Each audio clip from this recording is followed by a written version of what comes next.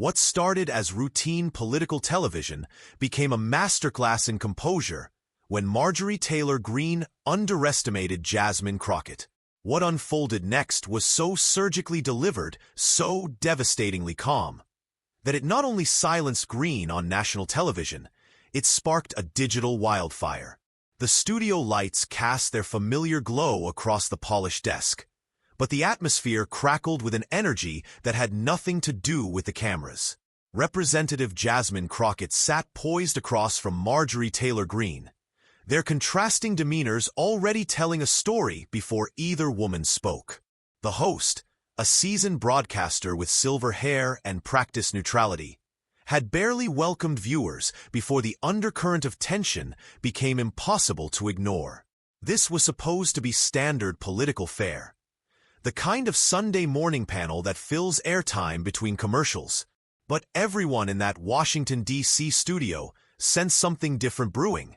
Social media had been buzzing for days about Greene's conspicuous absence from Donald Trump's latest rally in Des Moines, Iowa. For someone who had made front-row appearances her signature move, the empty space beside Trump's podium had spoken volumes. Greene arrived in her trademark bold colors, settling into her chair with the confidence of someone accustomed to dominating conversations. She leaned back, arms positioned like shields, claiming territory before the discussion even began. Crockett, by contrast, sat forward attentively, her posture relaxed yet alert, the stance of someone who had come prepared for whatever might unfold. The host attempted to begin with diplomatic neutrality. Let's discuss this weekend's rally and what it signals for the 2024 campaign moving forward. But Greene had other plans. Her voice cut through the studio air with characteristic bluntness. You know, we have representatives like Congresswoman Crockett here who have never truly championed the foundational American values this nation was built upon. It was a familiar opening gambit, broad, inflammatory, designed to put an opponent on the defensive. But Crockett didn't take the bait immediately. She glanced toward the host with a subtle expression of someone deciding whether to dignify such an obvious provocation. Then, with a slight smile that somehow conveyed both amusement and steel, she responded, "Interesting that you mentioned championing values, Congresswoman. You didn't seem to be doing much championing for your own party leader last weekend." The shift in the room's energy was immediate and palpable. The carefully selected studio audience, typically quiet during these political segments, released barely audible murmurs of appreciation. Greene's confident posture faltered for just a moment, the kind of micro-expression that trained cameras never miss.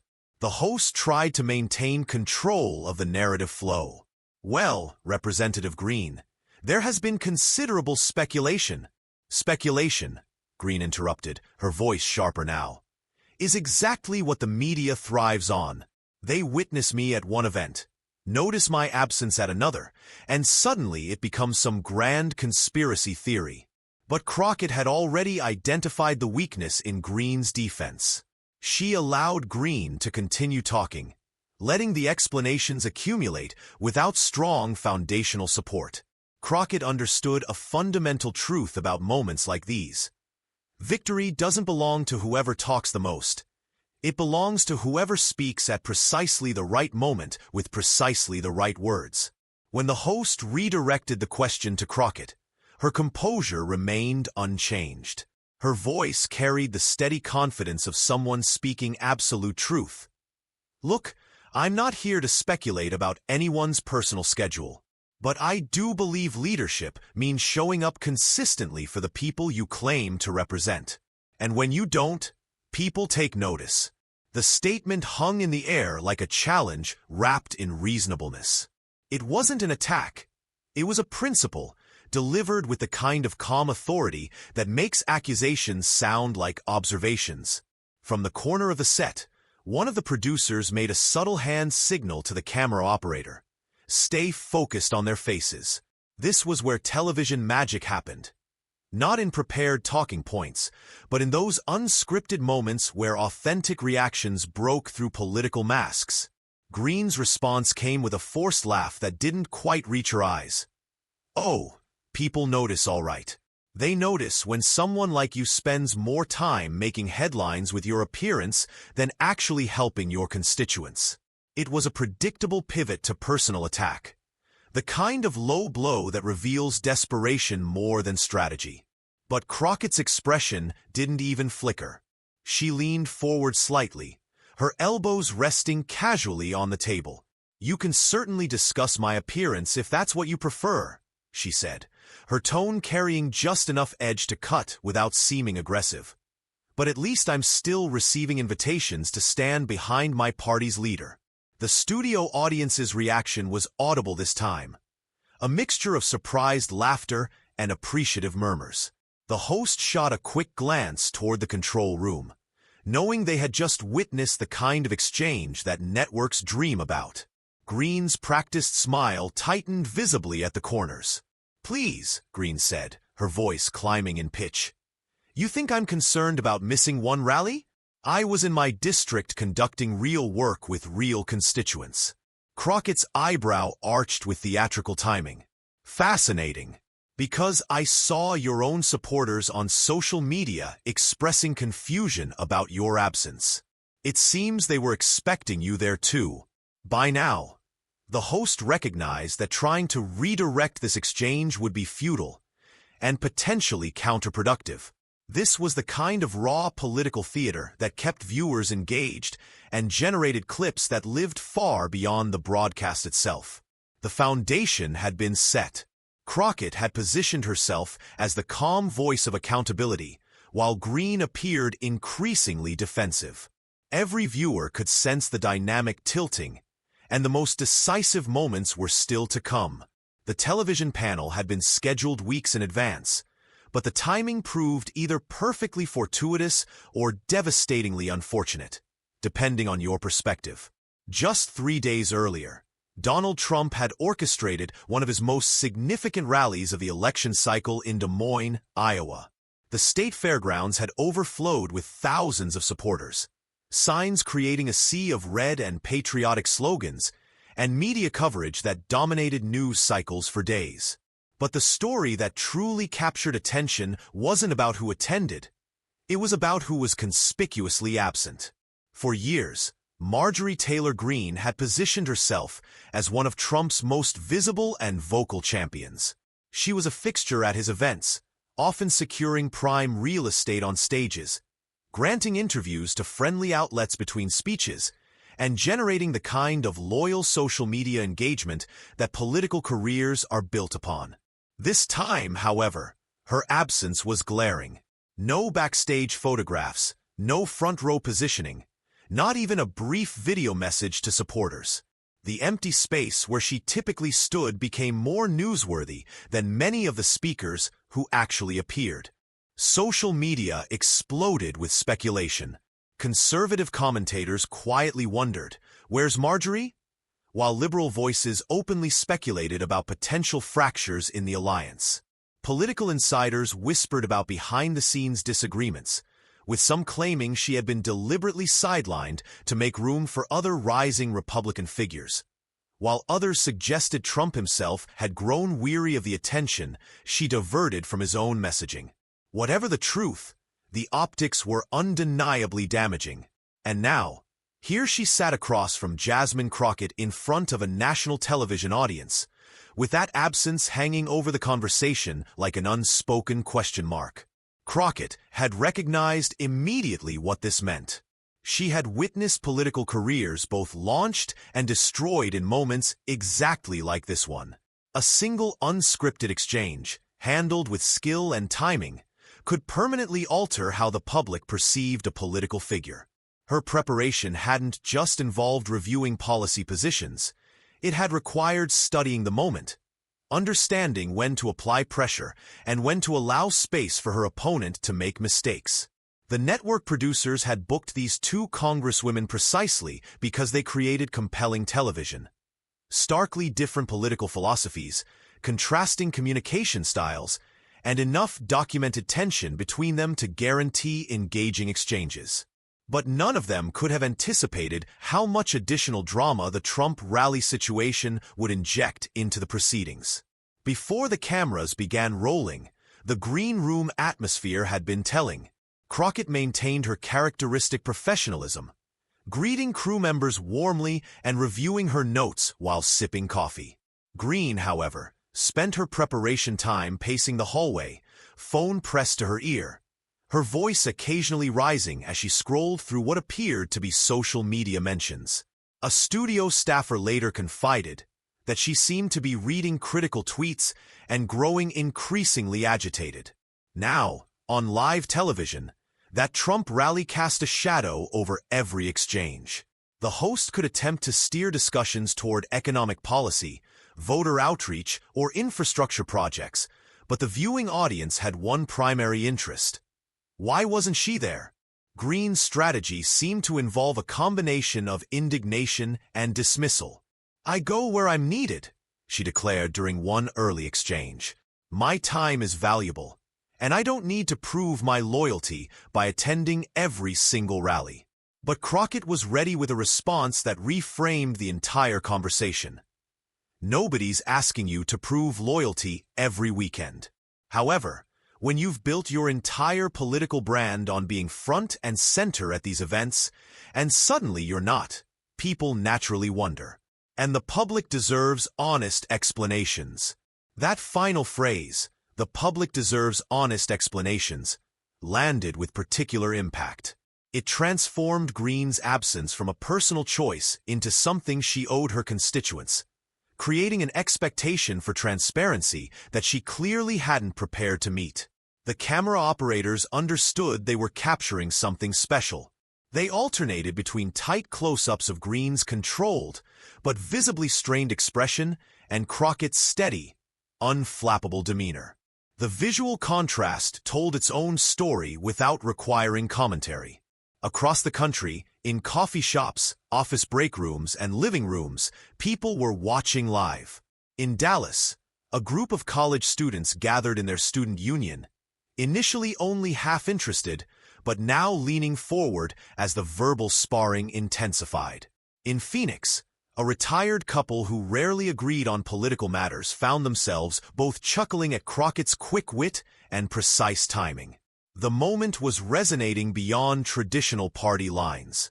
This wasn't simply about policy disagreements or ideological differences.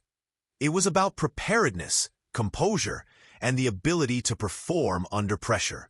Greene appeared to be losing control of the narrative, but her instincts drove her toward more aggressive tactics.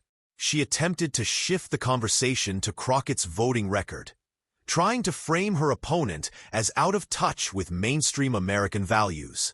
But Crockett had anticipated this pivot too. "I'm in my district every single week," she replied, her tone remaining conversational but firm. "I listen directly to my constituents. I work on legislation that impacts their daily lives, and when I show up for them, I don't have to worry about them questioning my commitment." The line landed like a perfectly placed punch. No theatrical delivery required, just a straightforward statement that undercut Greene's entire narrative strategy. In the control room, producers were already preparing clips for social media distribution. They recognized that viewers would want to replay these exchanges, particularly the "invited to stand behind my party's leader" comment that had generated such immediate audience reaction. But as effective as these initial salvos had been, the most devastating blow to Greene's credibility was still approaching. And Crockett knew exactly when to deliver it. The first significant hit had been landed, but the studio atmosphere suggested this was merely the opening act. The viewers at home could sense the escalating tension, and even the host, typically skilled at managing difficult exchanges, had begun allowing the two women more direct confrontation because he understood the ratings' value of authentic political theater. The next question was designed to be neutral territory. "Both of you have passionate supporters, but in our current climate of political division, how do you reach voters who don't already agree with your positions?" Greene didn't even attempt to address the actual question. Instead, she pushed forward in her chair, locking eyes directly on Crockett with obvious intent. "You want to discuss reaching people? How about starting with honesty about who's actually funding your political activities, Jasmine? It was a familiar attack. The kind of vague corruption implication that political opponents often deploy when they lack specific ammunition. It had been tried against Crockett before by various adversaries and had never gained traction. But Greene apparently believed the personal angle might destabilize her opponent's composure. Crockett didn't immediately respond. She sat back calmly, hands folded neatly on the table, and allowed Greene to continue building her case. The Congresswoman from Georgia launched into a prepared speech about Washington insiders and hidden agendas, her voice climbing in volume and intensity with each sentence. When the host attempted to redirect the microphone to Crockett, she raised a single eyebrow with perfect timing. "Are you finished?" The simple question caught Greene completely off guard, interrupting her mid-sentence momentum.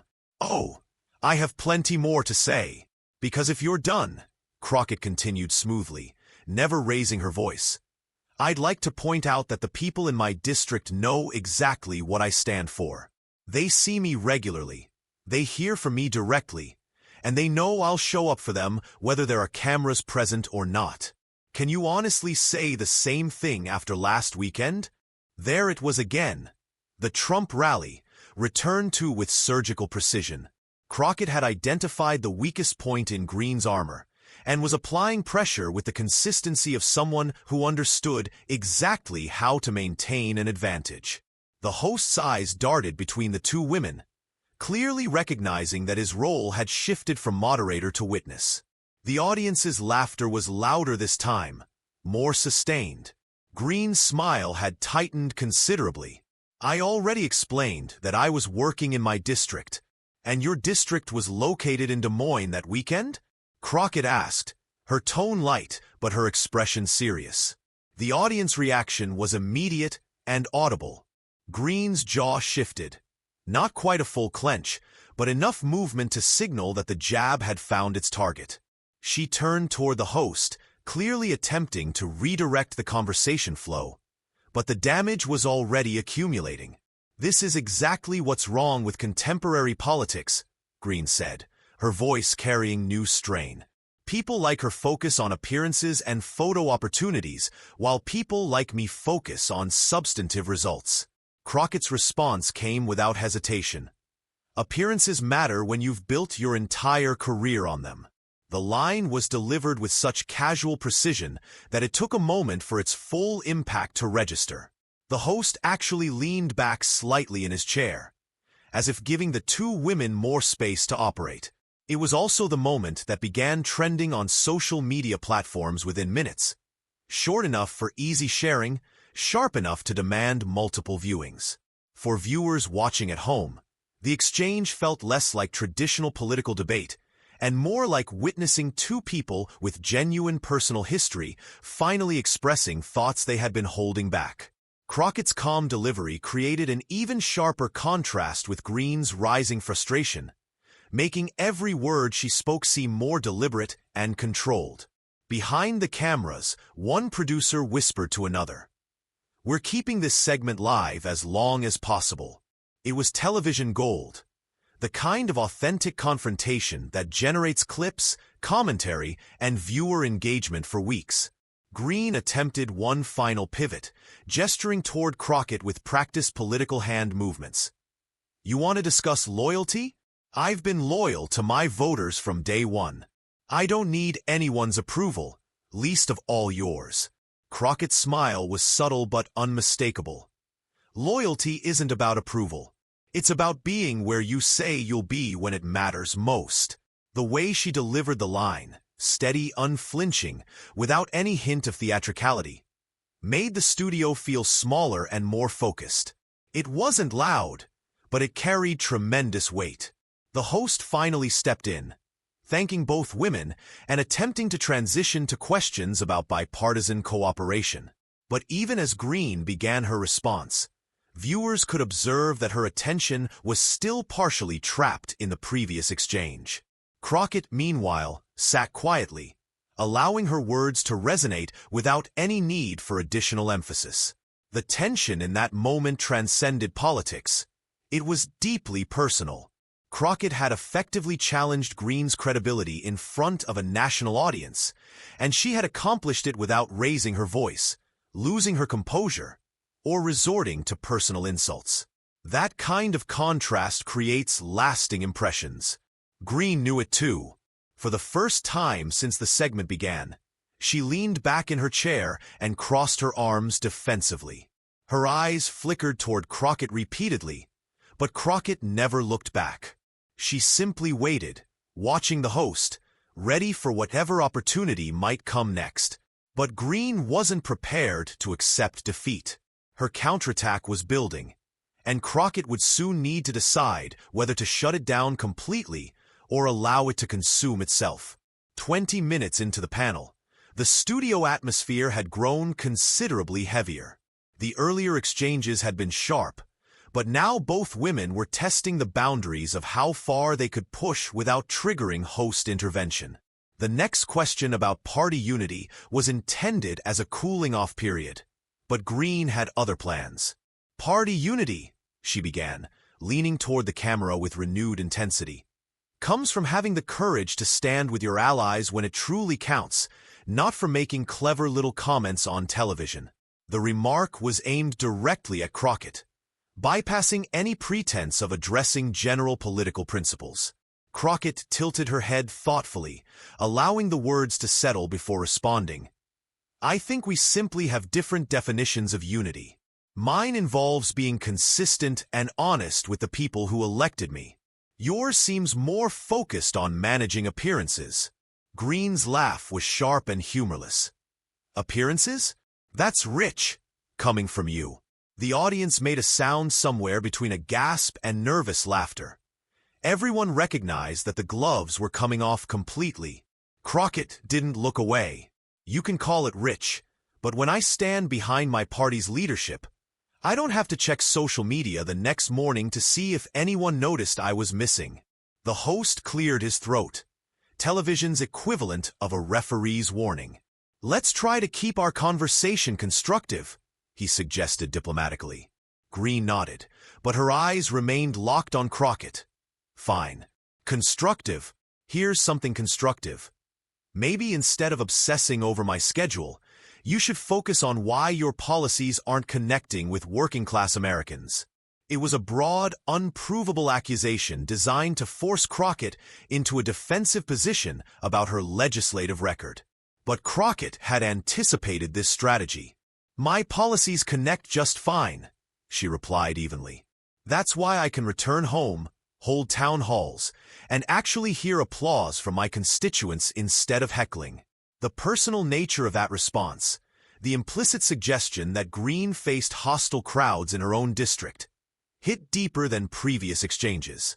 The host immediately attempted to redirect toward economic recovery discussions, but it was too late. Greene's irritation was becoming visible in her body language.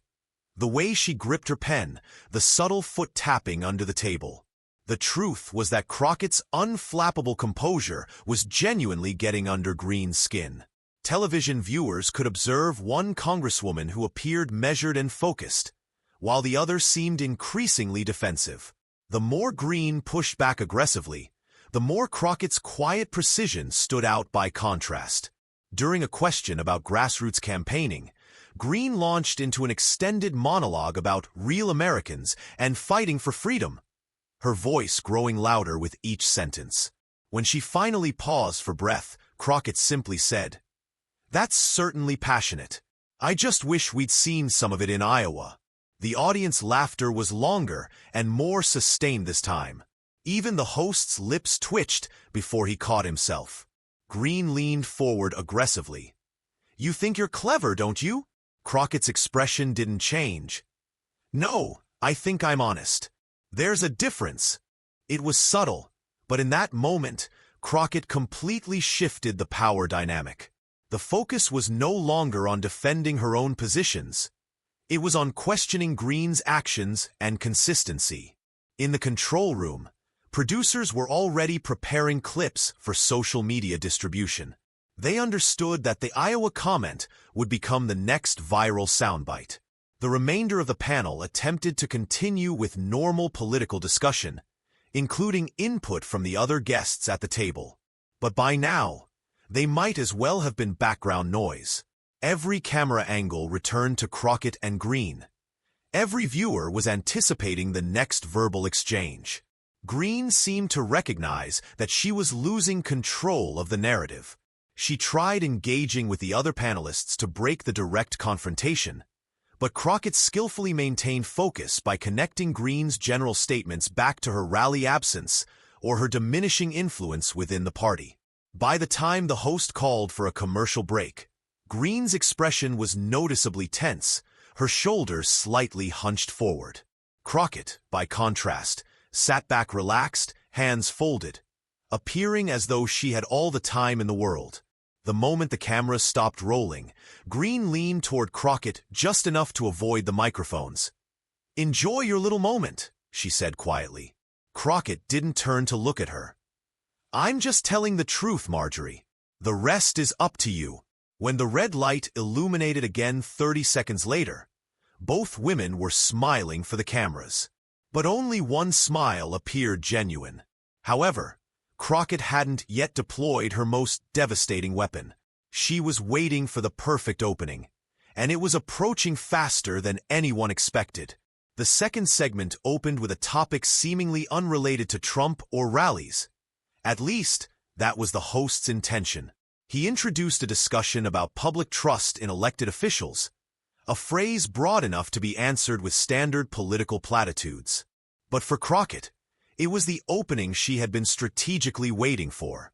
"Public trust," she began, her voice carrying calm authority, "comes from showing people that you mean what you say. That when you make commitments, you follow through, regardless of whether anyone is watching or not." Her tone remained conversational, but every viewer could detect the subtext. She wasn't discussing politics in general. She was speaking directly about Greene. Greene's smile faltered slightly. "I've kept every single promise I made to my voters." Crockett tilted her head with apparent curiosity. "Then I'm sure they'll understand why you couldn't stand with your party's leader in Iowa." It was surgical, clean, precise, with no shouting or dramatic gestures required. The studio audience produced an audible reaction, and the host raised his hand instinctively. But Crockett wasn't finished. "Because I know if I told my constituents I'd be somewhere for them, and then I wasn't, I'd expect questions. And I'd answer them directly." The power of her statement lay not in accusation, but in implication. She never directly accused Greene of betrayal or abandonment. She simply framed the situation as a matter of basic accountability, allowing viewers to draw their own conclusions. Greene shifted uncomfortably. "I already explained that I was working in my district that weekend." "Right," Crockett replied with devastating casualness. "And you're saying there wasn't a single flight available from your district to Des Moines?" The audience laughter was louder and longer this time. The host pressed his lips together, clearly fighting back his own smile. Even one of the other panelists chuckled quietly. That was the moment Greene made her critical error. Instead of attempting to redirect or minimize, she decided to escalate with personal attacks. "You think this is amusing? You're so obsessed with photo opportunities that you can't even recognize the bigger picture." Crockett leaned in slightly, her composure unshaken. "I see the bigger picture perfectly. It's a picture of a rally where your seat on the stage was empty." For a moment, there was complete silence, the kind that feels longer than it actually is. Greene's face hardened, her usual quick comeback failing to materialize. That's when the cameras captured it. Just a flicker, but enough. The subtle shift in her eyes, the almost imperceptible drop in her shoulders. It was the expression of someone realizing they had lost complete control of the situation. Crockett, sensing the moment, sat back again, giving Greene space to attempt recovery. It was a masterful strategic choice. She had landed the decisive blow, and now was allowing it to resonate. The host, probably recognizing that social media would explode over this exchange, tried to broaden the discussion. Let's talk about voter engagement in 2024. How do we bring more people into the democratic process? But Greene's response felt mechanical and rehearsed. She spoke about grassroots energy and protecting constitutional freedoms, but the spark was gone. Crockett had shifted the entire atmosphere. And now every word Greene spoke seemed like an attempt to recover ground she had already lost. Meanwhile, Crockett's next answer was brief and confident. You bring people in by showing up every time. No excuses. The line didn't require emphasis or repetition. It was the kind of statement that worked like a precision instrument. You heard it once, and it stayed with you. In living rooms and break rooms across the country, viewers were exchanging glances. Even those who didn't follow politics closely could recognize when someone had gained the upper hand. This wasn't about policy positions anymore. It was about presence, composure, and credibility. And Crockett possessed all three. In the control room, the senior producer stated what everyone was thinking. That's the clip. That's the moment. They were already preparing to package it into 30-second segments for social media distribution. The hashtags would write themselves. Greene understood this too. She sat more rigidly in her chair, her smile becoming thinner and more forced. She glanced at Crockett several times during subsequent segments, but Crockett never looked back. She didn't need to. The balance of power in the room had shifted decisively, and everyone from the audience to the crew could feel it. But outside the studio walls, the reaction was about to move even faster, and this single exchange would ignite responses that neither woman could completely control. The tension didn't dissipate when the commercial break ended. It intensified. As the red light blinked back on, the host attempted to steer towards safer territory with a question about bipartisan legislation. But everyone in the studio understood that the real conversation was still hanging in the air, waiting for resolution. Greene answered first, and she was clearly trying to regain her footing. She discussed working across the aisle, when it serves American interests, but her voice had lost the confident edge she possessed at the segment's beginning. It sounded more controlled, almost overly rehearsed. Crockett sat patiently, not in agreement, but in strategic silence. She was observing Greene the way an experienced chess player watches an opponent after they've made a revealing move. When the host directed the question to her, Crockett didn't immediately pounce. Instead, she took a deliberate pause, allowing the silence to work in her favor. Bipartisanship isn't just about legislative agreements. It's about respect for the institution, for the people we represent, and for the public commitments we make. She didn't need to raise her voice. The subtle emphasis on public commitments was sufficient to bring every viewer directly back to Des Moines without explicitly mentioning it. Greene released a short, sharp laugh, shaking her head. There it is again. I see what you're doing. Crockett met her gaze steadily. I'm just saying what many people are already thinking. That simple exchange carried more impact than any dramatic confrontation could have achieved. The power in Crockett's delivery was her ability to sound conversational, while still delivering precisely aimed criticism. Greene couldn't ignore it, but she also couldn't effectively counter it without appearing more defensive.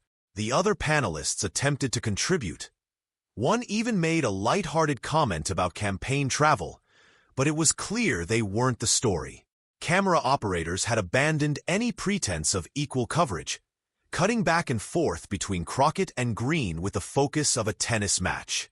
Midway through the segment, Greene attempted another pivot. She brought up legislation she'd co-sponsored earlier in the year, framing it as evidence that she didn't need rally appearances to demonstrate influence.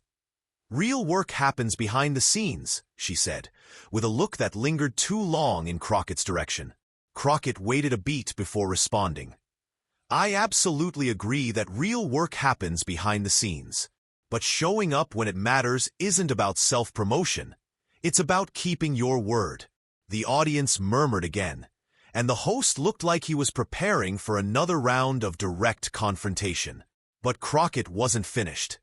Because when you're absent at moments your supporters expect you to be present, people notice. They don't care about your legislative record if they think you've stopped showing up for them. That was it. The verbal equivalent of a perfectly placed finishing move. Greene's smile was rigid now, her eyes darting toward the cameras again. Every politician understands that television captures not just words, but reactions. And her reaction was telling a story she didn't want told. The host guided the panel toward closing statements, giving each guest 30 seconds for final thoughts. Greene used her time to discuss unity and resilience in the face of media narratives, but it felt reactive, like damage control rather than leadership.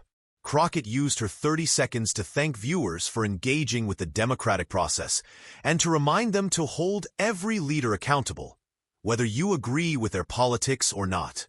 The contrast was unmistakable. Greene sounded like she was managing a crisis. Crockett sounded like she was reinforcing a principle. The moment the cameras cut, the studio audience applauded politely. Greene reached for her water without making eye contact with anyone. Crockett shook the host's hand and thanked the crew members by name. Backstage, the atmosphere split dramatically. Greene's team huddled immediately, their voices low and urgent, their phones already buzzing with notifications. Crockett's staff, by contrast, were smiling broadly, their devices lighting up with positive reactions.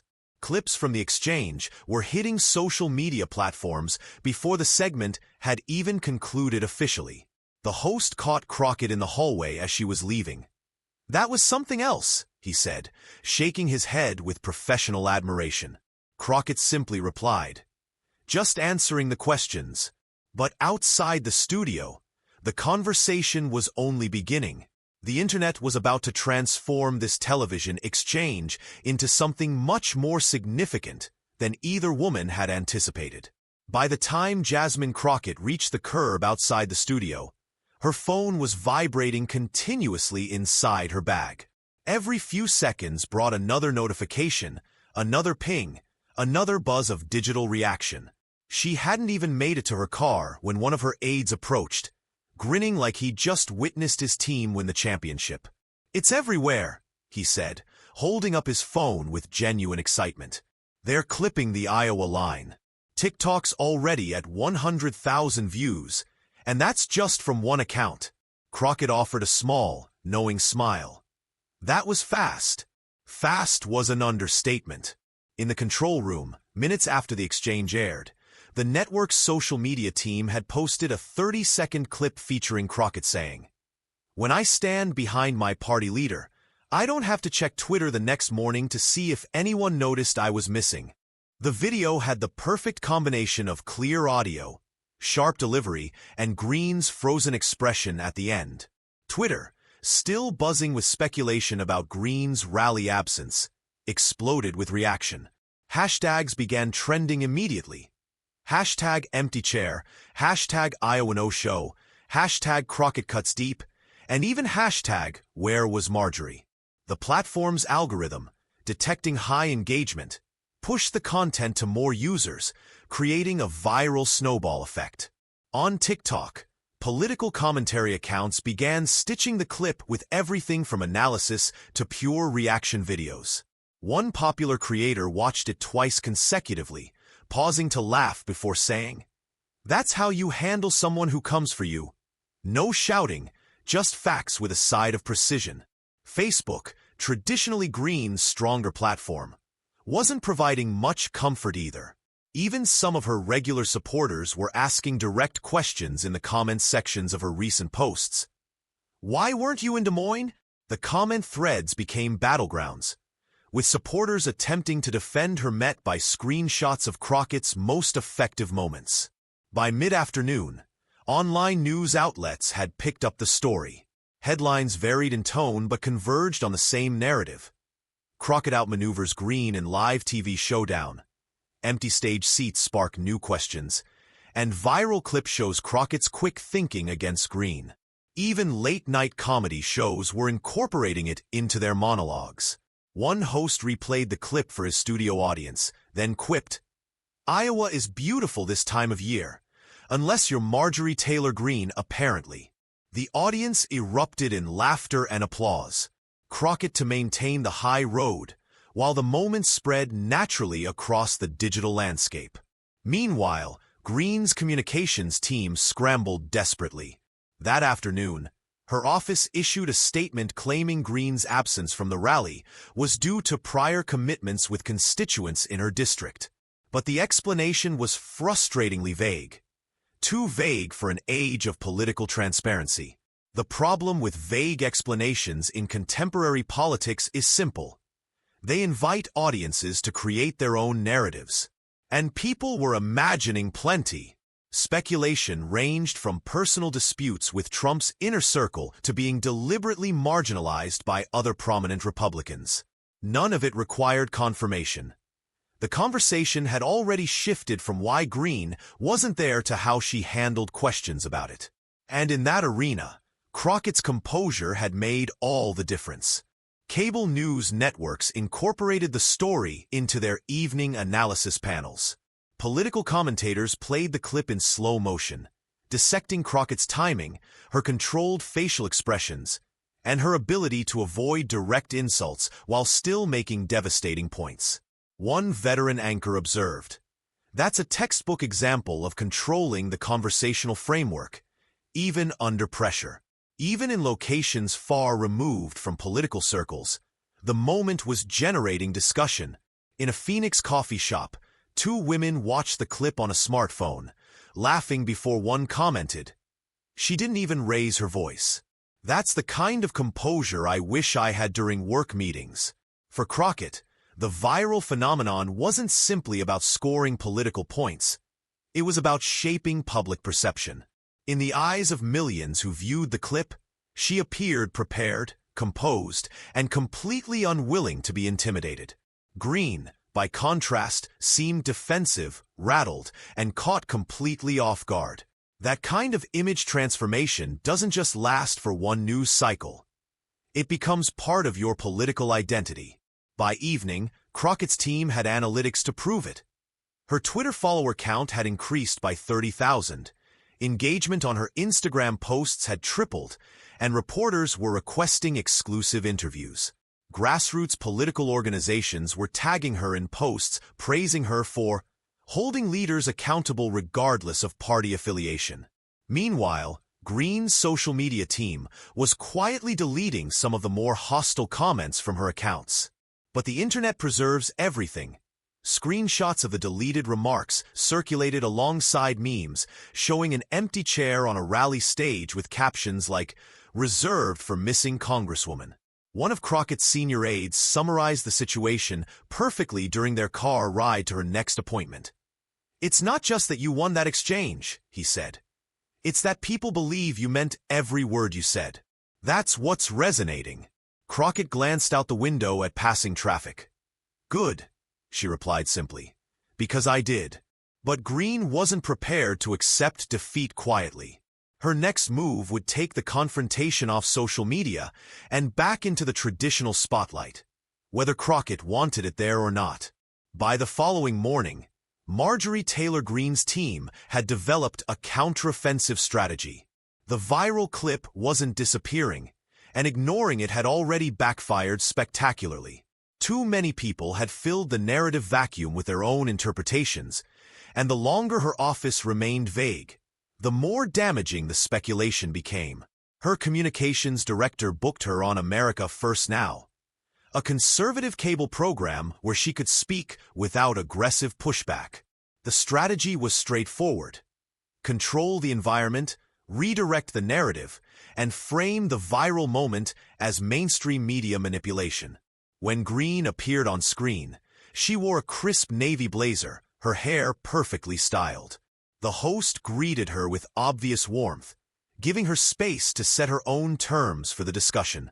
"Marjorie," he began, leaning toward the camera with practiced sympathy, "you've been the subject of considerable media attention in the past 24 hours. Let's set the record straight. "Why weren't you at the Iowa rally?" Greene smiled, but the expression didn't quite reach her eyes. "I've explained this repeatedly, and I'll explain it again. My primary responsibility is to my constituents. That weekend, I had critical meetings scheduled in my district. The rally was one of many events I would have enjoyed attending, but sometimes you have to make priority decisions." The host nodded supportively, clearly attempting to provide her with comfortable territory. "And this clip with Representative Crockett that's been circulating, how do you respond to people saying she got the better of you on live television?" Greene's tone sharpened noticeably. "Look, I'm not here to engage in petty games or trade social media insults. I'm here to accomplish real work. If she wants to score cheap points online, that's her choice. But I'm focused on delivering results, not viral moments." It was a reasonable attempt at reframing the narrative, but there was a fundamental problem. The internet had already witnessed her reaction during the original panel. People had watched her shift uncomfortably in her seat, seen her smile tighten, observed her defensive body language. It's difficult to convince viewers that you weren't rattled when millions have already seen you rattled. Within minutes, clips from her damage control interview were being compared side by side with footage from the original panel. One Twitter user captioned the comparison, "Before versus after the roast." Another wrote, "Imagine losing so badly you have to call a friendly host to rescue you." Even some members of her own party were careful with their public responses. A fellow Republican congressman told a reporter off the record, "I think she just made it worse. People were starting to move on, but now they're discussing it all over again." Meanwhile, Crockett maintained strategic silence. She didn't tweet about Greene, didn't mention the panel exchange, didn't engage with the viral content at all. Instead, she posted a brief video from a community event in her district, shaking hands with local residents, discussing a neighborhood improvement initiative. The caption read simply, "Always showing up." It was a masterpiece of political strategy. By refusing to engage directly, Crockett allowed Greene's own words to keep the story alive. The contrast was glaring. One congresswoman appeared to be working, while the other seemed to be defending herself. Greene's frustration became increasingly visible in public forums. 2 days later, during a radio interview in Georgia, she dismissed the viral moment as a joke blown completely out of proportion by liberal media. But then she spent another 5 minutes explaining why she hadn't attended the rally, with each explanation sounding slightly different from previous versions. Another inconsistency for critics to highlight. Political analysts began weighing in with professional assessments. One panelist on a Sunday morning news program observed, "This wasn't simply about missing a rally. It was about how she handled being questioned about it." Crockett's composure made Greene's defensiveness appear even more pronounced. Even conservative media outlets that were typically sympathetic to Greene couldn't ignore the optical problems. An opinion columnist in a right-leaning publication wrote, "Marjorie Taylor Greene's absence from Iowa could have been a single-day story. Instead, it became a viral cautionary tale about crisis management in the social media age." Crockett's political allies quietly capitalized on the momentum. Local organizers in her district began incorporating her show-up message into campaign literature. Donors cited the panel performance as evidence of her ability to handle high-pressure situations with grace and intelligence. Greene's team could see the numbers. They monitored the decline in favorable online mentions, tracked the shift in social media engagement patterns. The viral moment had planted seeds of doubt among some supporters, which in politics can snowball into larger credibility issues. Late one evening, Greene's chief of staff sent a direct text message to the communications team. "No more discussing the rally. If asked, pivot immediately to policy. Let it die. But in politics, you don't get to unilaterally decide when controversies die, especially when your opponent hasn't needed to touch the issue again to keep it alive." And Crockett's silence wasn't restraint. It was calculated strategy that would pay dividends when the focus shifted from a single viral moment to sustained political momentum. By the end of that week, Jasmine Crockett had received more media requests than she'd gotten in the previous 2 months combined. And she hadn't pursued a single one. Producers from major networks were calling her office, pitching her as the kind of guest that audiences connect with, citing her composure during the Greene exchange as evidence she could handle any challenge thrown her way. Her staff carefully evaluated each opportunity. The goal wasn't overexposure. It was selecting moments that reinforced the image she had cultivated during the panel. Sharp, calm, and unshakably confident. That meant morning shows with national reach, local radio interviews in her district, and a guest appearance on a popular late-night program where she could demonstrate humor without seeming forced. Meanwhile, her social media presence was thriving organically. The original clip had developed its own ecosystem of shares and responses, appearing in unexpected contexts. Group text conversations, Instagram stories from lifestyle influencers, and political TikToks created by teenagers who couldn't vote yet but appreciated the energy. At a Saturday community event in Fort Worth, Crockett experienced firsthand how much the moment had resonated with ordinary people.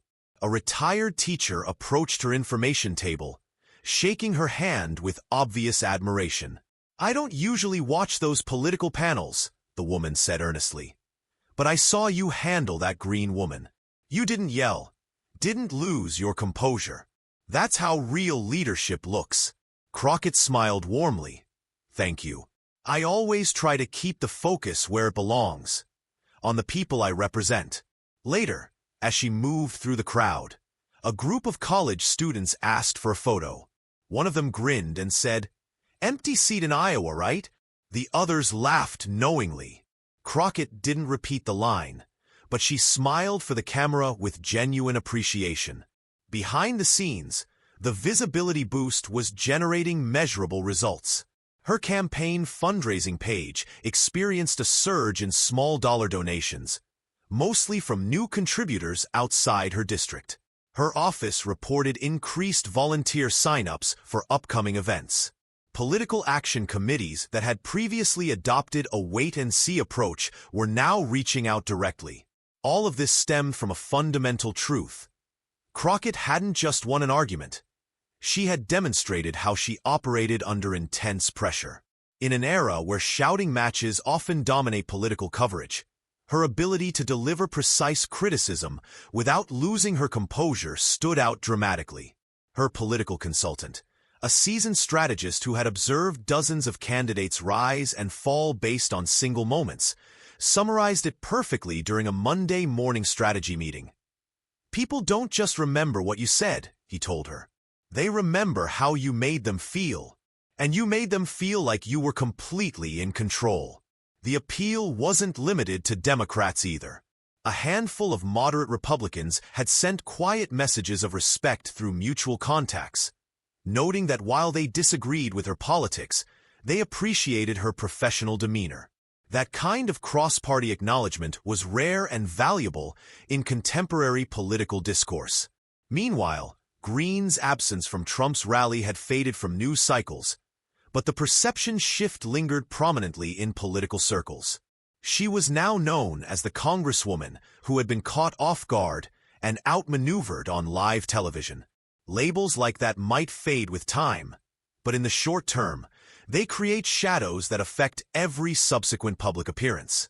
Crockett didn't indulge in public gloating. That wasn't her style or her strategy.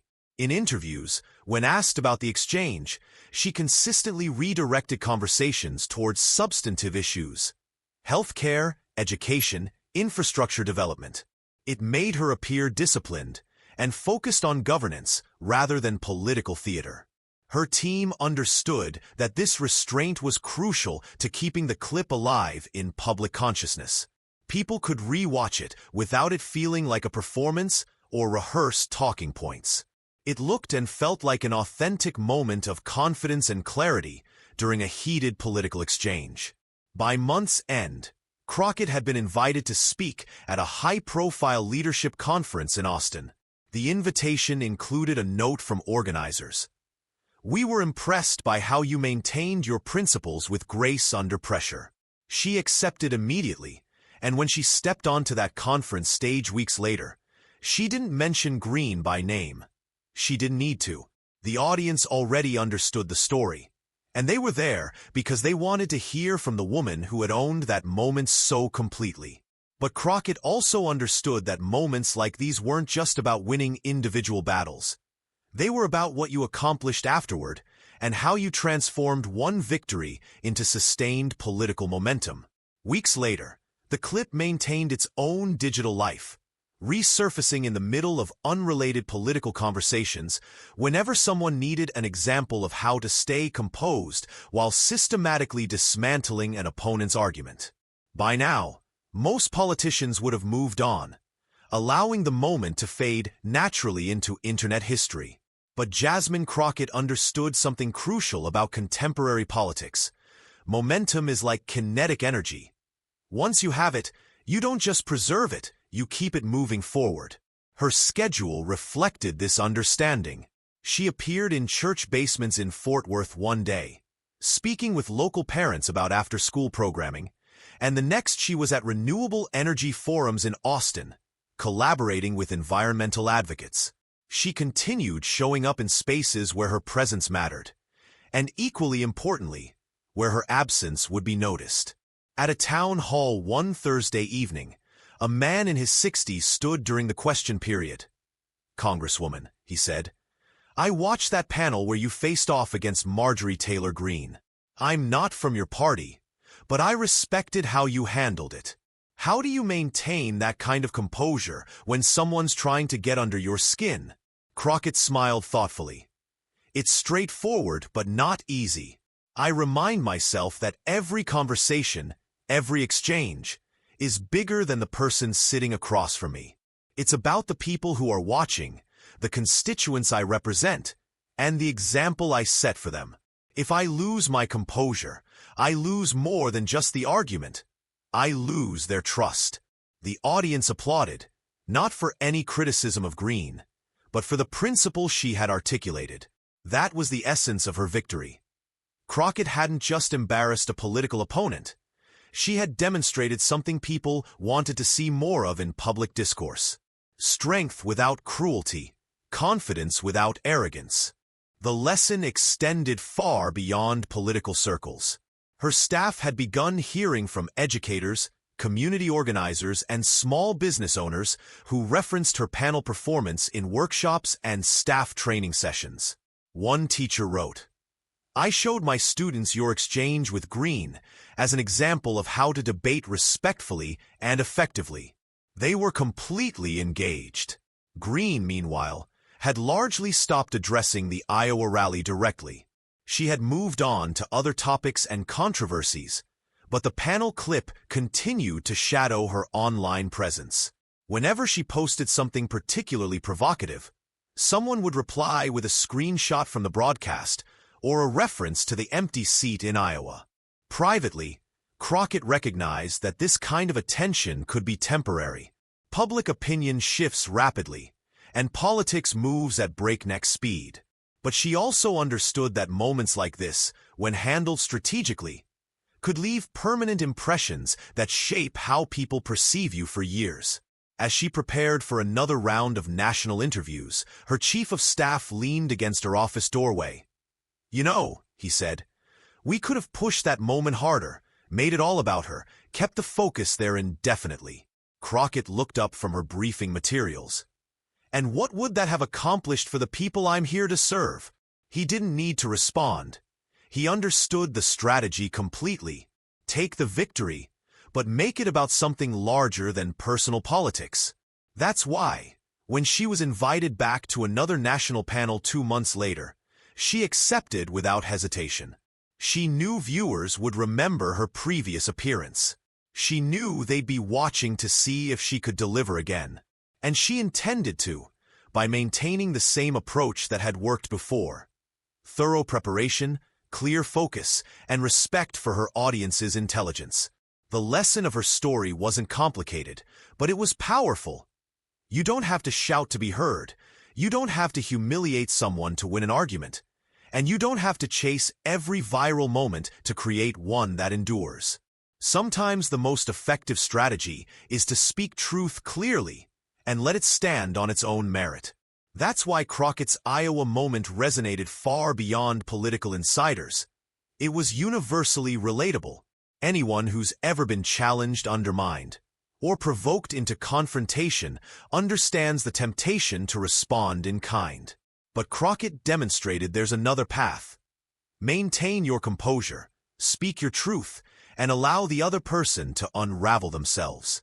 If you're watching this story unfold right now, perhaps there's a lesson for your own life. Whether you're facing a difficult work meeting, a tense family conversation, or a public challenge, remember, composure is a form of strength. You don't win by being the loudest voice in the room. You win by being the one people remember for the right reasons. If you want more stories like this, moments where preparation meets opportunity, where ordinary people and public figures demonstrate what authentic leadership looks like, make sure to subscribe, because the next story might be the one that changes how you handle your own moment in the spotlight. And you never know when that moment will arrive.